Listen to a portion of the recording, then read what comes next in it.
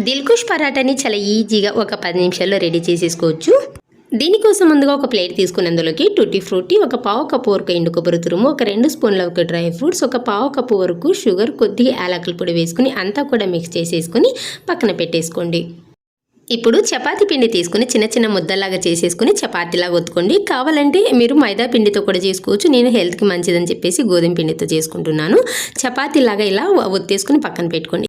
ఇప్పుడు ఫ్రూట్ మిక్స్ని ఈ విధంగా స్ప్రెడ్ చేసేసుకుని ఆ తర్వాత సైడ్ అంతా కూడా వాటర్తో కొంచెం ఇలా తడి చేసుకోండి. ఆ తర్వాత పైనుంచి ఇంకొక చపాతీ వేసేసి ఇలా కొంచెం ప్రెస్ చేశారనుకోండి స్టిక్ అయిపోతుంది. కావాలంటే అలాగే చేసుకోవచ్చు. కొంచెం డిజైన్గా కావాలంటే ఈ వీడియో క్లిప్లో చూపిస్తున్న విధంగా కొంచెం ఇలా చేతితో డిజైన్గా చేశారనుకోండి చూడడానికి నీట్గా ఉంటుంది.